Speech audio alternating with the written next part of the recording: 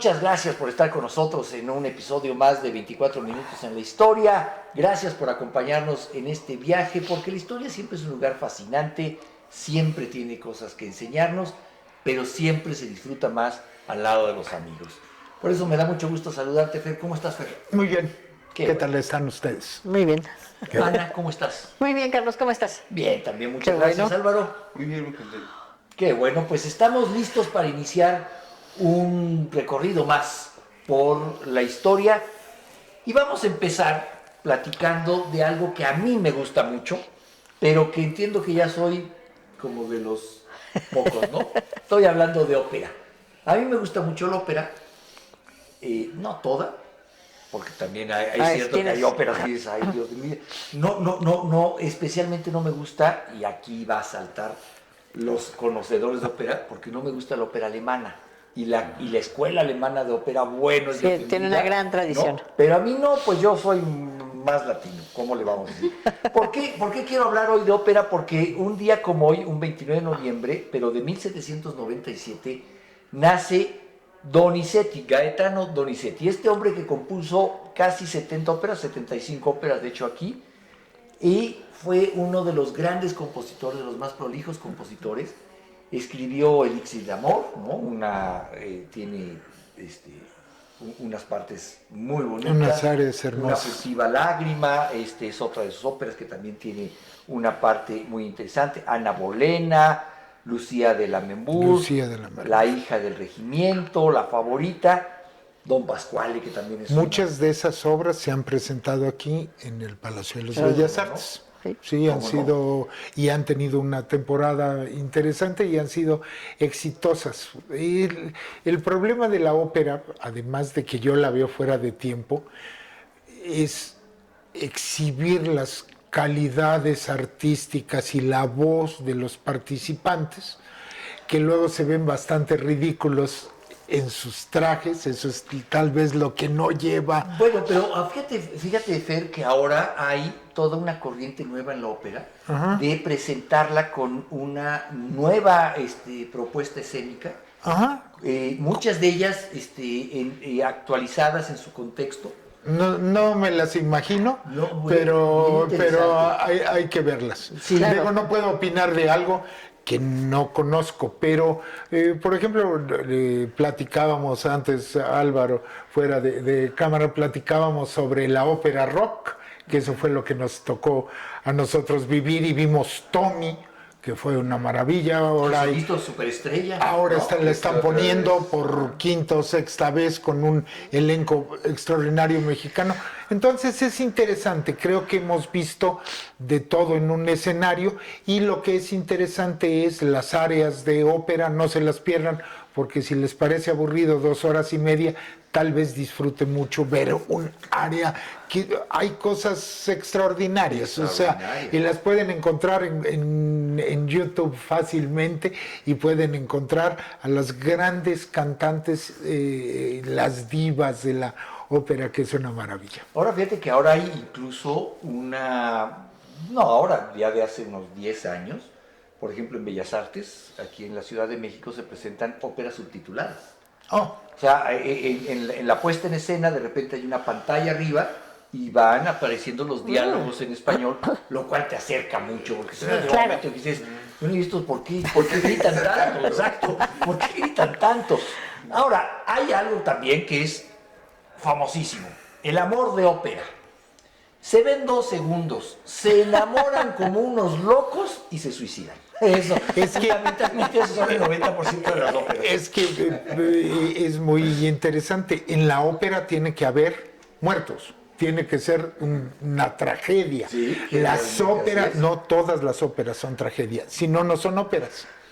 Sí. Si no, cambia. Por eso todo lo que siguió, que eran mucho más alegres, mucho más divertidas, más cercanas a la gente, ya no son óperas, que es la zarzuela, la opereta. Hablando de la escuela alemana, la primera ópera que nunca puso en escena de Wagner, que le escribe de niño, en el primer acto avienta 150 personajes. O sea, y los mata en el segundo acto.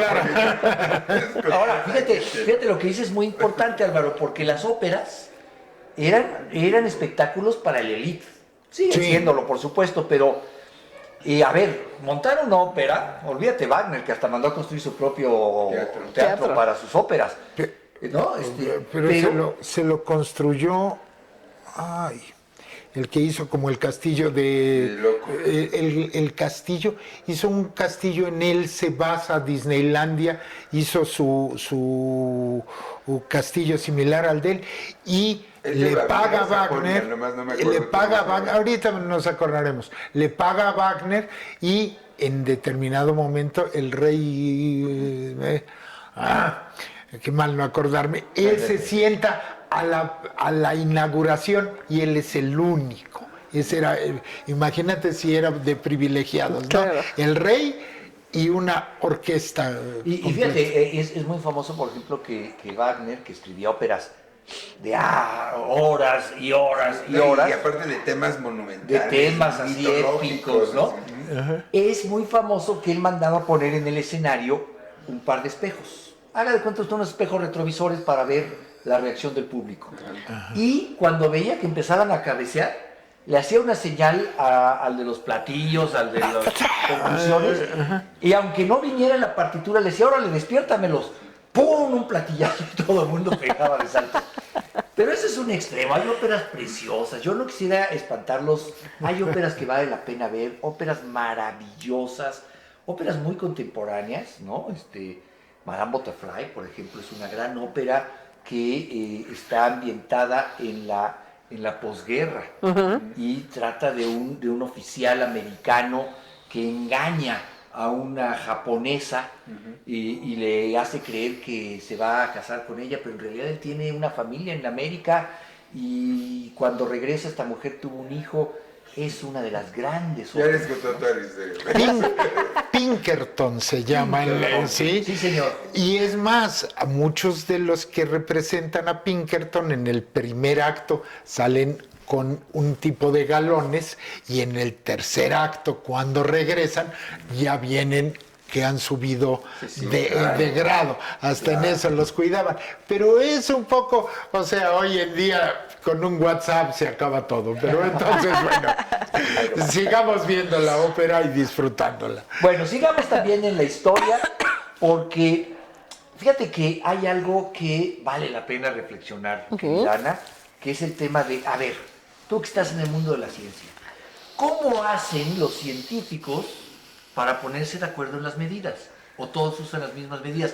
Te lo platico, y lo platica usted, lo platicamos todos, porque un día como hoy, en 1800, se aprueba poner como medida base, fundamental, el metro. Entonces yo me pregunto, y si esto fue así, ¿por qué seguimos oyendo yardas, pies, pulgadas? A ver. Porque, bueno, tiene que ver con la historia y tiene que ver con quiénes la propusieron. La propone Francia en la Ilustración.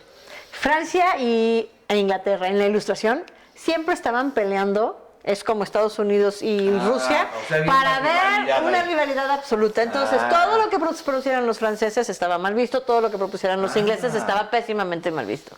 Entonces, de ahí viene una rivalidad y por eso, pues, posiblemente los ingleses sigan con su necedad de las yardas, de los pies, de las pulgadas, etcétera, etcétera. Se propone justamente porque se empiezan a hacer mediciones sobre el espacio y pues usar partes del cuerpo, ¿no? Que son esto de las cuartas, los pies, Los codos, los ¿no? Hay una cosa que codos, son codos, ¿no? todo esto, los nudos, ¿no? Que tiene que ver con Con las distancias. con las Esa era como distancias para la los distancia barcos, marina, ¿no? sí. Necesitaban ponerlo ya como estandarizarlo y que además no solo estandarizarlo, sino que fuera muy exacto, ¿no? Claro. No a todo mundo le mide el pie igual, ¿no? Por eso hay zapatos del 1 y del 5 y del 6. Entonces, pues no podían tener una medición exacta a partir de las partes del cuerpo.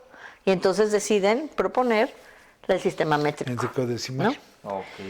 Pero Y es métrico decimal Métrico porque decimal. van entrando 10 y 10 y 10. Exacto. No Una tiene lógica. una lógica porque en tantas yardas no son tantos pies ni una milla, son ahora, pero a tantos ver, minutos. y un poco siguiendo en esta lógica, no sé si tenga que ver lo mismo, pero ¿por qué la mitad del mundo maneja de un lado y la otra mitad manejamos del otro lado? Porque son ingleses.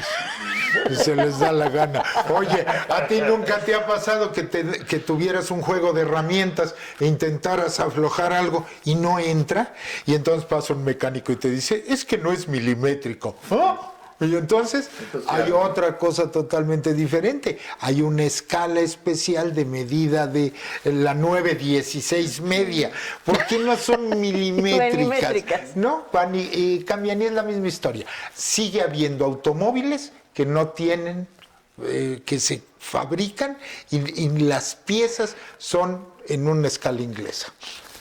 Así es, entonces bueno, Son muy así- orgullosos los así les ingleses y gusta. se lo han Sí. pasado a sus colonias, que ya no son colonias. Algún pero- día, o sea, hay un barco a ti que te gustan los veleros y todo, tú sigues midiendo en nudos, ¿no? Sí, sí, la velocidad del viento, la velocidad de la embarcación se mide en nudos, se sigue midiendo en pies. Porque la eslora, la eslora, ¿de cuántos pies es tu velero, no? Entonces, es muy especial. Creo que hay cosas que se han quedado así por tradición y no las ha querido cambiar el Pero mundo. en la ciencia, tú que estás en ese mundo, ahí sí. Ahí sí todo mundo usa métrico. Sí, ¿verdad? O sea, inclusive, lo La hablábamos NASA. hace un momento, la NASA, que aunque hayan aprendido en las escuelas yardas, pies, Sí, bla, bla, pero- bla, cuando entran a la NASA se mide en metros. Imagínate a alguien en la Estación Internacional Espacial diciendo, me estoy aproximando, estoy como a 35 codos de ¿Qué? Sí, exacto. O sea, ¿Por qué crees que hay esos pobres dando vueltas? Vueltas Porque allá arriba. ahora algunos que no han podido bajar. ya entendiste por qué. A ver, vamos a hablar de en 1803. Ajá. Esta se la vamos a dejar a Álvaro, porque él sabe de esto. Nace el matemático y físico austriaco Christian Andreas Doppler. ¿Y qué demonios hace este hombre? A ver, cuéntame. No, es que su campo de estudio fue la acústica y las ondas, y por el efecto que se llama en su nombre, el efecto Doppler, que es este efecto que es cuando escuchas una ambulancia, que se oye la sirena de una forma, o sea, si tú te paras al lado de una ambulancia, tiene un sonido único, ¿no? Estable. Si tú la oyes cuando se acerca, el sonido se oye más agudo, como más alto. Y conforme se empieza a alejar, se empieza a oír más grave. Ese es el efecto Doppler, que después sirvió como base para el sonar, para el radar y para otros instrumentos que usan precisamente las diferencias entre ondas para calcular distancia o posición.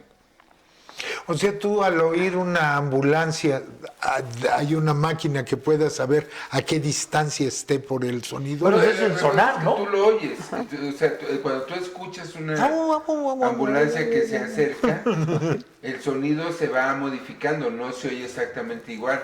Igual en un tren, si está sonando el silbato mientras se acerca, lo vas a oír de una forma, y en el momento en el que pasa, rebasa tu posición, vas a oír el sonido como que se va, no solo que se va alejando la fuente, la señal, Sí. sino que la nota, por decirlo así, se va haciendo más grave. Ese es el efecto Doppler. Bueno, un sonar sí funciona, ¿no? Un sonar así O funciona. sea, manda una onda y Y calcula el tiempo que tarda en regresar. regresar. Y Rebotar, también ¿no? diferencias que puede haber si es un sonar de campo completo, diferencias que puede haber porque le indican entonces el tamaño y la forma de lo que rebotó la onda. Que fíjate cómo una cosa lleva a otra. Ustedes conocen la marca de bocinas y de Bose. Bose. Ajá. Bueno, pues fíjate que esa marca tiene su origen en la Segunda Guerra Mundial. Oh, Sí, señor. No y todo el sabía. mundo dice Bose. No, se llama Bose, porque es un hombre que tenía un apellido de origen español, que trabajó para la naval de Inglaterra. Tío de Miguel Bosé. Tío de Miguel Bosé. sí. Bueno, no tío, sino Familiar. familiar. Ahora, ¿por qué es importante esto? Y en el mundo de los audiófilos es muy criticada esta marca porque dicen, es que distorsiona los agudos y los graves. Claro que sí, porque el gran avance de Bose fue que él hizo una investigación y dijo, bueno, a ver, hay un problema. El sonar necesita en un submarino, estamos hablando de un submarino en ese entonces movido por un, ¿por qué? Por un motor diésel, ¿no? Claro. Que hay mucho ruido adentro. Todo En sí. una batalla hay mucho ruido, necesita poder oír la onda y poder qué le está diciendo. Entonces, esta marca, o este desarrollador Bose, que hoy es una marca, desarrolló unos audífonos que sí, ciertamente distorsionaban los agudos y los graves y le permitían en un entorno de ruido poder percibir más fácilmente. fácilmente. Suprimía el ruido. Exacto. De hecho, hay audífonos así que son los que recomiendan para andar en bici, en moto, que pueden selectivamente o bloquear el sonido ambiental o amplificarlo. Claro, para que estés tú, atento. por ejemplo, que tú escuches venir un auto que viene Claro. detrás. Lo que es terrible es que luego hay muchas personas que usan los audífonos de tal forma que no oyen nada, ¿no? Y Ahora, es la muy gente que- peligroso. A Bose, perdón. Y a ciertas marcas es como Harman Kardon, que son muy de electrónica y consumo, son muy caras y que, por decir una forma, maquillan mucho el sonido, le agregan mucho. Sí te lo hacen más padre la experiencia para estar en tu casa tomando un café, pero no es lo más fiel. Exacto. Y en Y el ahí tema viene la de los crítica, audiófilos siempre van a estar los puristas y los del high-end, ¿no? Así Los es. del varo. Y los puristas van a decir, no, eso es así científicamente incorrecto. Sí, Que no le pongan nada, yo quiero ir hasta el scratch del LP así es. y déjenselo así, por favor. no le muevan. Bueno, pues fíjate cómo pasamos de una cosa a otra. Vamos a hablar en estos minutos, en los próximos minutos, de algo que ha sido, yo creo que es parte ya incluso de la cultura pop. Estoy hablando de Mujercitas. Porque un día como hoy, en 1832, nació Luisa May Luisa May. Alcott. Y ella escribió Mujercitas. ¿Y por qué le digo que es casi de la cultura pop? Pues porque hay tantas versiones que ahorita nos decía nuestra productora que incluso la última versión ganó no sé qué cantidad de Óscares, ¿no? ¿Tú has leído Mujercitas? Yo la leí de niña, bueno, niña. Tenía yo como... mujercita. De mujercita. Tenía yo como 9, 10 años.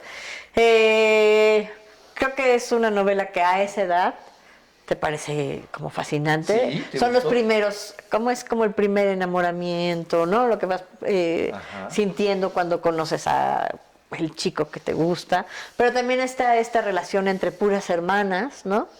Y había un personaje que a mí era el que más me llamaba la atención, que es Joe, que era el que se salía del patrón, ¿no? Establecido de la época de las mujeres tenían que aprender a coser, bordar y tener hijos, ¿no? Al final. Y ella no, ella quiere escribir, Que es escritora. ¿no? Y ella quiere ser escritora. Y entonces está como con esta idea de, pues me tienen que publicar y me tienen que publicar y está como muy empecinada en... ¿Y qué escribe ella en la novela? En la novela ella escribe algo como Mujercitas, justamente. Es como un... Como una... Sí, un autorreferenciado, sí, exactamente. Y bueno, a mí me gustó mucho la novela, tanto que se la recomendé a mis mejores amigas, ¿no? Una de ellas sí la leyó y la otra dijo, no puedo, Pero ¿no? bueno, Pero es muy interesante porque es en un tiempo en que las mujeres no contaban igual que los hombres. Esta es una novela de puras mujeres Liberadora, dedicada a las claro. mujeres, entonces es importante. Publicada. Y todos los personajes masculinos son secundarios, todos. bueno, ¿no? está bien para la época, me parece, ¿no? Y por eso tal vez es que hoy es tan vigente. Claro. Por eso es que vemos versión tras versión tras versión y una tan exitosa como otra, ¿no? Y yo debo confesar que no he leído el libro, pero luego me decían que se escribió Hombrecitos. Luego se escribió Hombrecitos. Escribió la misma, La misma sí, autora. la misma Sí, autora no se escribió escribió Hombrecitos. solo. No nos... Apareció como pluma de Howard. Sí. No. Escribió Hombrecitos, que es como la segunda parte, en la que, si no mal recuerdo, ya son como los hijos de las protagonistas de la Mujercitas. secuela. Y es como una secuela.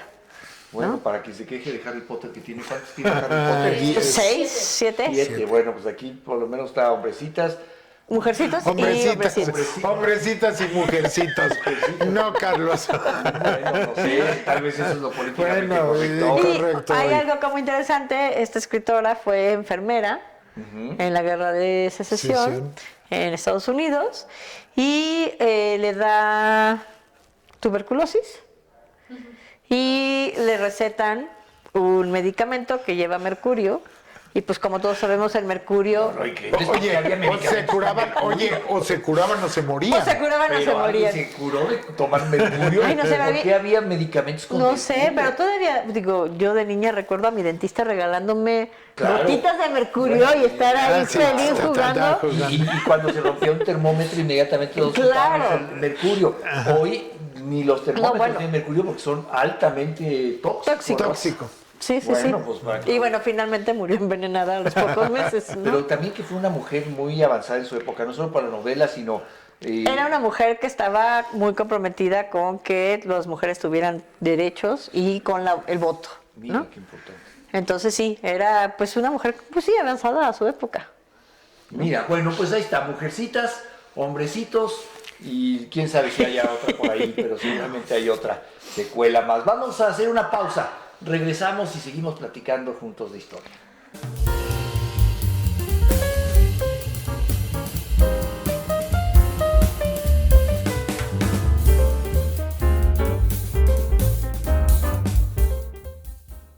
Pues ya estamos de regreso aquí en 24 minutos en la historia, espero se haya hecho un cafecito, nosotros no nos lo hicimos. No, hoy no. Nos hace falta un cafecito, ahorita nos hacemos uno, pero si usted se hizo un cafecito muy bien, porque esto se disfruta mucho más con amigos, con plática, con cafecitos, le agradecemos mucho que siga acompañándonos. Vamos a seguir también recorriendo qué ha pasado un día como hoy, un 29 de noviembre. Y hoy es un día que quizá como pocos nos refieren a la actualidad. Vamos a empezar a hablar de Medio Oriente. En 1947, en Nueva York, en la Asamblea General de la ONU, se decide dividir el mandato británico de Palestina en dos estados. Uno árabe y otro judío. Un poco después, ese judío sería el Estado de Israel. Y hoy sigue el pueblo palestino luchando por que sea reconocido, Por ser reconocido el como Estado tal. de Palestina. Y le digo que esto es muy actual, pues porque, hombre, hoy estamos viviendo una escalada más, estas escaladas son muy cíclicas, pero una más. Y la peor, la más dura, la más difícil. Yo creo que una de las peores, sí. Un genocidio es la más Yo fuerte, estoy de es acuerdo, una sí. violencia. Entiendo la guerra, entiendo defender, entiendo que no debería de haber guerras, pero hay veces que tienes que defenderte. Y una cosa es defenderte y otra es machacar la población.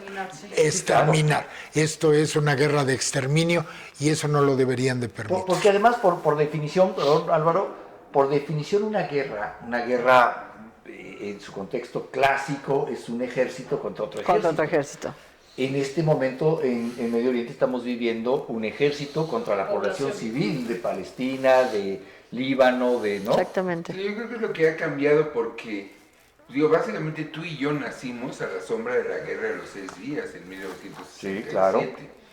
Pues realmente toda la vida hemos sabido de conflictos en Palestina, en Israel, en Jerusalén, en las alturas del Golán. Mucha gente ni sabe dónde es eso, pero le suena. Gaza, la franja de Gaza.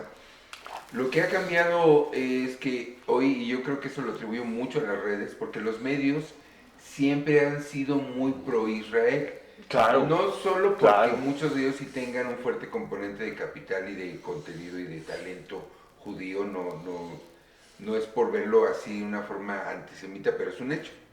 Entonces, los medios tradicionales siempre se alineaban del lado de Israel.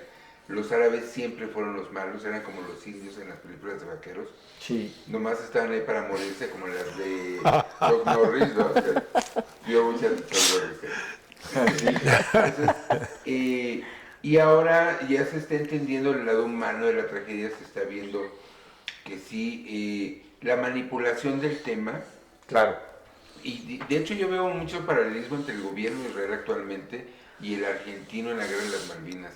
Los veo igual contra la pared, forzando una situación así con violencia para mantenerse en el poder. Y yo creo que esto les va a pasar factura muy rápido porque el mundo entero está observando. Bueno, pero una factura muy rápida. No, Han es- matado a 70,000. Sí, O no. sea, niños, mujeres, sí. Hospitales no bombardeados. Digo, no Han es, puesto a la es opinión un pública terrible. mundial en contra de todos los judíos. No solo del Estado de Israel, no solo de la facción ortodoxa. Bueno, que es aquí, la que aquí hay, controla hay- eso, hay que... sino de todos los judíos. Ahí es un examen de conciencia que se tienen que hacer. Y hay que destacar que en esta parte del conflicto han surgido cosas importantes que no habían surgido antes. Por ejemplo, las manifestaciones en universidades que empiezan en la Universidad de Columbia en los Estados Unidos hace este mismo año, que toma por sorpresa al establishment norteamericano, pues dicen, a ver, ¿cómo que mis universidades ahora son pro-palestinas? ¿Eso Exacto. desde cuándo, no? Y los machacan.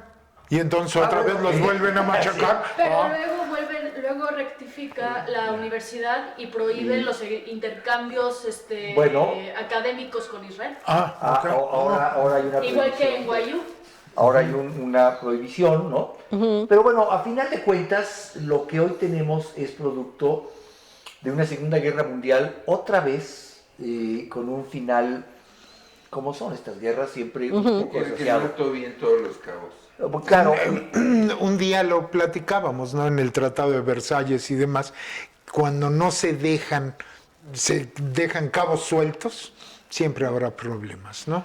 Y el Estado de Israel es creado de una manera sin preguntarle a dónde lo van a crear, ¿no? No, Claro. no bueno, es. fíjate que es muy Sí. interesante. Cuando se propone después de la Segunda Guerra Mundial la creación de un Estado de Israel, se proponen 3 lugares. Uno es Argentina, ¿verdad? Sí. En el sur de Argentina. Baja Otro California. es lo que es hoy... Baja California fue claro, una de Baja las California opciones, fue, sí. fue el tercero y otro fue lo que hoy es Israel, allá ¿Qué? que era un protectorado además inglés. Inglés. Y los ingleses dicen, ¿por qué no se van para allá? Y David Bueno, Ben pero- Gurión dice, bueno, No, vamos pero a darle. piensa- Argentina, pero los israelíes. Piensa tú que la opción que más avanzó en su momento ¿Fue Argentina? fue Baja California. Ah, Baja California. Porque los Estados Unidos decían, bueno, son mis aliados, los quiero tener Aquí aquí, cerquita. Los fusionamos con California, ¿no? Y claro, en ese entonces, hay que decirlo, cuando uno revisa los diarios de Naciones Unidas, no hay un extrañamiento de México de no, ¿cómo creen? Sino que México dice, ay, de veras, bueno, pues ahí la avisan, ¿eh? Sí. Por suerte, ¿Sí, de veras? por suerte creo yo, porque al final, bueno, no sé si por suerte o no, porque quizás no estaríamos viendo esta tragedia en Medio Oriente, pero Baja California, la península, no sería hoy mexicana, sino que sería del Estado de Israel.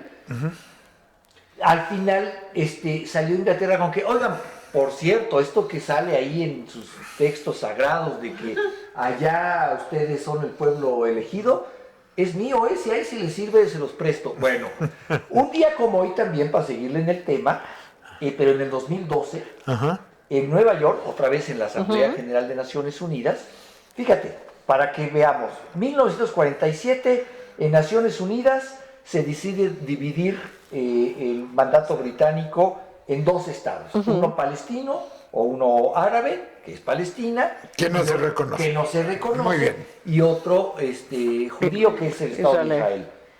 2012 les hacen el favor a los palestinos en Naciones Unidas y les dan el estatus de observador no miembro. O sea, sí puedes venir, sí puedes tener un embajador aquí. Si quieres, levanta la mano y si hay tiempo te dejamos hablar. Tu voto, por supuesto, no lo No vamos a cuenta. contar, Tu ¿no? voto no cuenta. O sea, Es que en las Naciones Unidas es increíble. ¿Desde dónde están las Naciones Unidas? Porque de origen era Ginebra. Ginebra, sí. Y la mandan a los Estados Unidos porque él dice, está bien, yo entro siempre y cuando esté aquí el edificio, la sede, todo.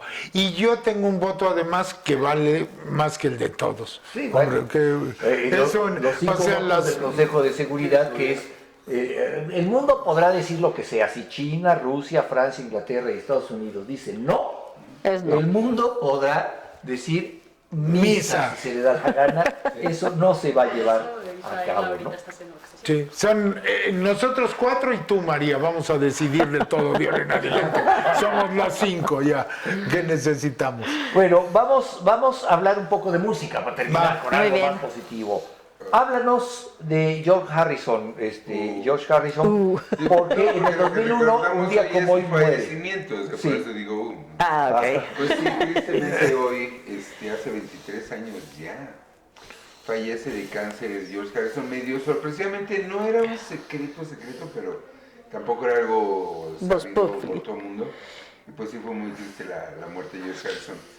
El más querido probablemente de los Beatles, en términos así estrictamente afectivos, y pues bueno. ¿Tú crees que el más querido? Lo que John pasa es que Lennon, ¿no? Tal vez. John Lennon y No. Paul McCartney dividen opiniones y son los Sí. más admirados. Ah, Sí. Pero si tú dices el favorito sentimental, y digo, aquí estoy hablando por un chorro de gente y seguro muchos me van a echar encima y para eso estamos. Luego les vamos a poner un teléfono porque quieren mandar un WhatsApp. así es. Se vale. Pero si es el favorito sentimental, digo, yo por ejemplo, si soy 100% Lennon, los que somos más ideológicos gravitamos hacia esa órbita, los que son más musicales, más melódicos, ahí está el Paul, que no se ha muerto. Pero George Harrison, pues, Pero era el Harris- más noble, el más humilde, el menos ego de los todos.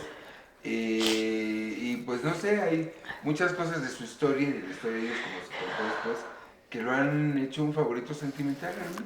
Harrison va a la India, Harrison se los lleva a Ajá. todos. Harrison tiene mejor trato con todos los músicos, es el que trae más músicos a tocar, sus propuestas son mucho más abiertas. Los otros se veían el ombligo, hablaba con la gente. Harrison es mucho más interesante.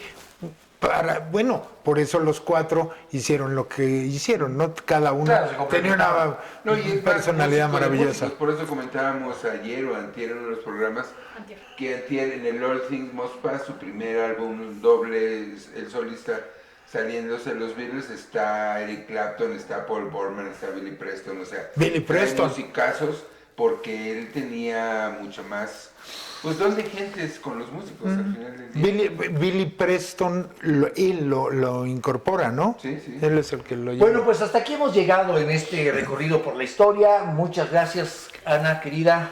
Muchas gracias, Álvaro. Muchas gracias, Fer. Muchas gracias a A usted, ustedes. porque bueno, pues al final aquí nos entretenemos mucho y esperemos que usted también se entretenga mucho en su casa siguiéndonos mañana. Pues mañana le seguimos, porque la historia, como el mundo, no para. Así que mañana nos vemos aquí en 24 minutos en la historia. Muchas gracias.